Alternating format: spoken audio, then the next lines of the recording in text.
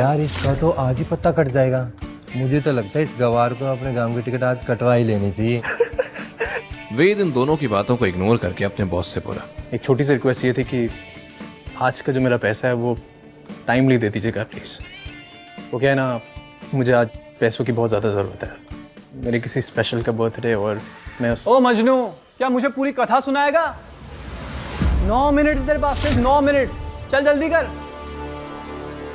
वेद ने यह सुनते ही वो सारे पैकेजेस उठाए और चीते की तरह भागते हुए डिलीवरी करने निकल पड़ा।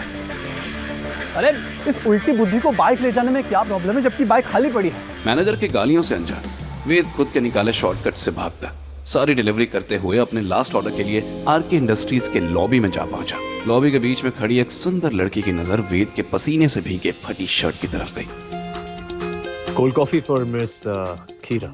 जिम की सब्सक्रिप्शन फ्री हो गई है क्या? हर कोई बॉडी बना के घूम रहा है। वेद की टोन, एथलेटिक बॉडी और स्ट्रॉन्ग मसल्स उसकी फटी शर्ट के थ्रू बहुत साफ दिख रहे थे। नहीं माँ, ये बॉडी मैंने जिम में नहीं बल्कि मेहनत से बनाई है, जिसका हम लाइफ टाइम का सब्सक्रिप्शन ले रखा है मैंने। मैं तो यहाँ पे आया था एक स्पेशल कोल्ड कॉफी की डिलीवरी देने के लिए किसी खीरा के नाम से है। It's Kiara, okay? तुम्हें एक सब्जी और खूबसूरत लड़की में डिफरेंस नहीं दिखता है? एंड बाय द वे, तुमने मेरे नाम का मजाक कैसे उठाया, यू डफा?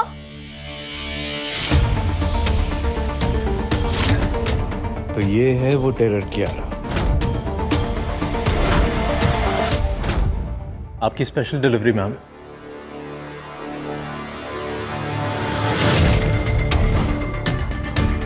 अब मेरा नाम कभी नहीं भूलोगे। Now get lost.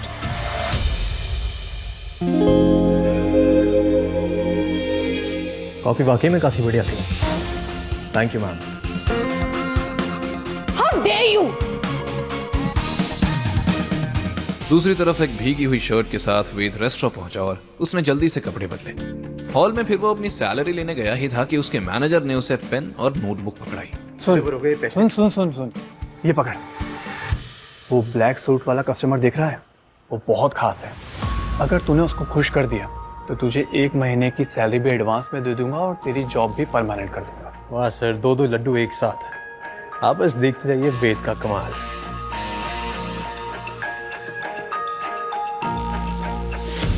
वेद गया तो बहुत उम्मीद से था, लेकिन जैसे ही उसने उस कस्टमर को देखा उसके कदम अपने आप रुक गए।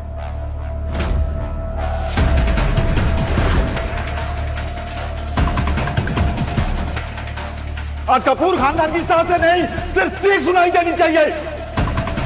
उस सूट बूट वाले आदमी के चेहरे पर वही खौफ दिख रहा था जो वेद को उस भयानक रात की यादों में धकेल रही थी। वेद की धड़कन तेज हो गई थी और माथे पर पसीना आ गया था। जब तक गद्दारों की हड्डी नहीं जलेगी, तब तक हमें ठंडक नहीं मिलेगी। कपूर गद्दारों की सिर्फ एक ही सजा है, जब तक गद्दारों की हड्डी नहीं जलेगी, तब तक हमें ठंडक नहीं मिलेगी। आज कपूर खानदान की तरफ से नहीं, सिर्फ सीख सुनाई देनी चाहिए। हमारा इंसाफ कपूर परिवार की लाठी से होकर गुजरेगा।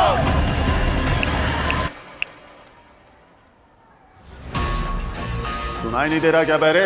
ऑर्डर लेता है या मैनेजर को बुलाऊं? जी। वो उनका ऑर्डर लेकर अपना काम तो करने लगा था, लेकिन उसका दिमाग सवालों से घिरा था। क्या कनेक्शन है इस आदमी का उस हादसे वाली रात से? कुछ देर बाद जब वो आदमी उठकर चला गया तो वेद की सांस में सांस आई। वेद उनका टेबल साफ करने गया तो देखा कि उस आदमी का फोन वहीं छूट गया। वेद ने फोन उठाया तो फोन के स्क्रीन लॉक पर उसे फिर से उस शख्स की तस्वीर दिख गई। इसके गले में लॉकेट, इसका मतलब मेरा शक सही निकला। इस फोन में इस आदमी की डिटेल जरूर होंगी। इसको अनलॉक करने की कोशिश करता हूँ। मेरा फोन चोरी करते हुए शर्म नहीं आई तुझे? मैनेजर!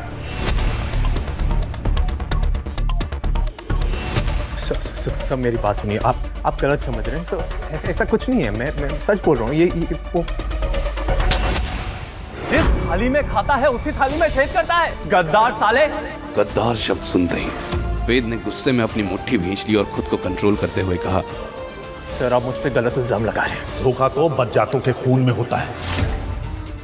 मैनेजर, ये उचक्का कल से इस इलाके में दिखना नहीं चाहिए। Bloody boss. वेद पर मानो एक बार फिर किसी ने झूठ का काला धब्बा लगाया था। एक बार फिर उसका दिल टीस के साथ उठा। You are fired. दरअसल वेद के मुंबई आने के दो कारण थे, एक उसके माँ बाप की मौत का बदला और दूसरा सोनिया। वेद बचपन में जिस गांव में रहा, सोनिया भी वहीं रहती थी। ये दोनों साथ में बड़े हुए और एक दूसरे से प्यार करते थे। सोनिया पढ़ाई के लिए मुंबई आ गई और वेद भी सोनिया के बर्थडे पर सरप्राइज देने यहाँ आ गया। एक तरफ वो फ्यूचर का सपना लेके जा रहा था, दूसरी तरफ किस्मत उसके लिए एक और धोखा रच रही थी। वेद अपना दुख छुपाकर मुस्कुराते हुए घंटी बजाने ही वाला था कि उसने देखा दरवाजा थोड़ा खुला है।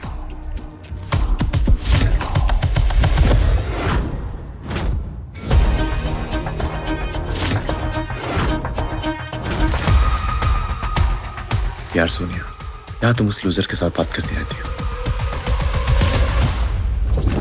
सिर्फ बात करना नहीं कहते, अपनी बातों से चलाना कहते हैं। और बॉयफ्रेंड तो मेरे तुम ही हो ना। कहाँ वो कंगाल और कहाँ तुम किंग। सोनिया की बात सुनकर तो उसके पैरों तले जमीन खिसक गई। उसकी आंखें फटी की फटी रह गई। कमरे के अंदर सोनिया और उसका बॉयफ्रेंड रोहन बिस्तर पर एक साथ थे। सोनिया!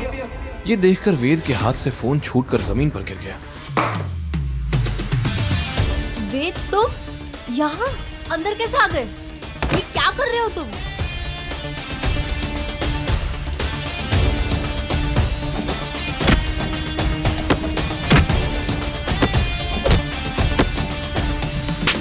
तुम्हारी इतनी हिम्मत!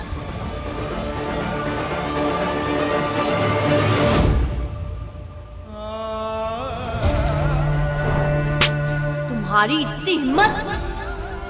ये लाया है इस 2 कौड़ी का फोन। मैं तो तुझे वैसे भी छोड़ने वाली थी, लेकिन अच्छा हुआ कि मामला आज ही खत्म हो गया। भिखारी साला। वेद सोनिया के घर से निकल जरूर गया था, पर उसके दिमाग में अभी भी उसकी गालियां सुनाई दे रही थी। वो रास्ते को चीरता हुआ अपनी बिल्डिंग की छत पर जा पहुंचा, पर अभी उसके दिमाग से सोनिया और रोहन की बेडरूम की याद परेशान कर रही थी। उसके दिल से एक जोर की चीख निकली, पर तभी कुछ गुंडे उसके सर पर काला कपड़ा और हाथ लोहे के सिक्कड़ से मजबूती से बांधकर उसे गाड़ी में भर के ले जाने के लिए तैयार हो जाते हैं।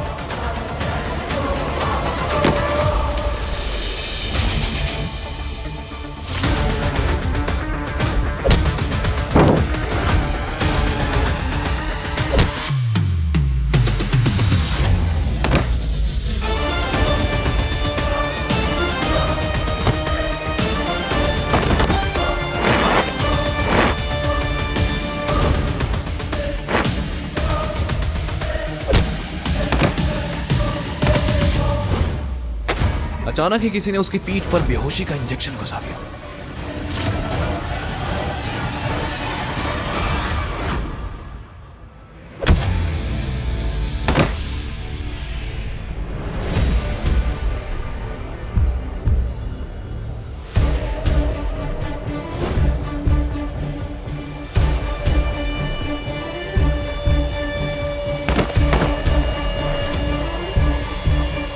वो बेहोश हो चुका था।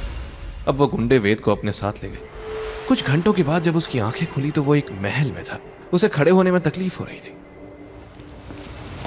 जैसे ही वो खड़ा हुआ, उसे कई सारे जूतों की आवाज आने लगी, जैसे कोई आर्मी की परेड हो रही हो। ये सिक्योरिटी गार्ड्स थे। फिर हॉल के सेंटर में बने एक कमरे का दरवाजा खुला। वेद की आंखें फटी सी रह गईं। वेलकम मिस्टर वेदांत विक्रम कपूर। अपना पूरा नाम सुनकर तो वेद के होश ही उड़ गए। इस शहर में उसका पूरा नाम कोई नहीं जानता था, तो इनको उसका नाम कैसे पता? आशा करते हैं हमारे आदमियों ने आपको ज्यादा परेशान तो नहीं किया। अब सावित्री देवी रायजादा, एक बात बताएं, तुम्हारी चॉइस बड़ी खराब है। सोनिया, जिस रेस्टोरेंट से तुम्हें निकाला गया है वो रेस्टोरेंट हमने खरीद ली है। और क्या मैं आपसे पूछ सकता हूँ कि आप मुझ पे इतनी मेहरबान क्यों हो रही हैं? मिस्टर वेदांत विक्रम कपूर, तुम आम आदमी नहीं, आरके इंडस्ट्री के वारिस हो। नहीं, ये सच नहीं हो सकता। मैं और आरके इंडस्ट्रीज का वारिस आपको मैं ही मिला था क्या मजाक करने के लिए? मैं आपकी बात पे विश्वास क्यों करूं? देखिए प्लीज मुझे यहां से जाने दीजिए। मैं आप अमीर लोगों के चक्कर में नहीं पड़ना चाहता। जिस लड़के की जेब में 1 रुपया भी नहीं, उसे एक झटके में ये बूढ़ी औरत करोड़ों का मालिक बता रही थी। और इसके लिए हमारी 3 शर्तें हैं। कौन सी शर्त है? पहली, तुम्हें हमारी पोती से शादी करनी पड़ेगी। और दूसरी शर्त, आरके इंडस्ट्रीज पे बहुत बड़ा खतरा मंडरा रहा है। तुम्हें ये पूरे एम्पायर को बचाना है। और तीसरी और आखिरी शर्त, तुम इतनी बड़ी इंडस्ट्री के मालिक हो, ये राज राजी रहेगा जब तक सही समय ना आए।